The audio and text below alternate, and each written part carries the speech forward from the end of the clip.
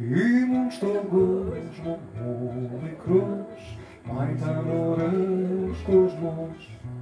Στις γειτονιές μυρίζε φως, μέσα στο σπίτι δυόσμος. Φώναζε η μάνα μου να μαζευτώ, όταν ο ήλιος χανόταν. Και στα κρεβάτια μας τα παιδικά γλυκιά νυχτιά πλωνόταν. Τρίπιες αξίες και ιδανικά μας μάθαν στο σχολείο και πλαστικές τυρνότητες φτιάχναν στο κηλικείο.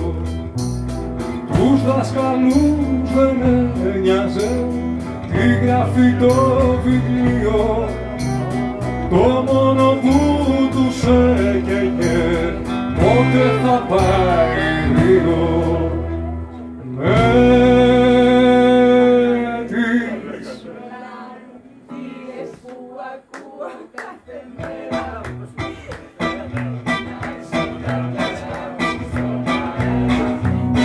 με τα μαλλιά τα λιγοστά που μου έχουν μείνει, θα πω στην άσα να με στείλει στη σελήνη.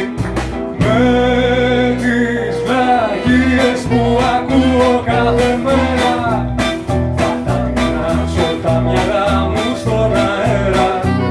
Κι αν πάει κι άλλο αυτή η κατάσταση Δημήτρη, θα πάρω φόρα και θα πέσω απ' το πλανήτη.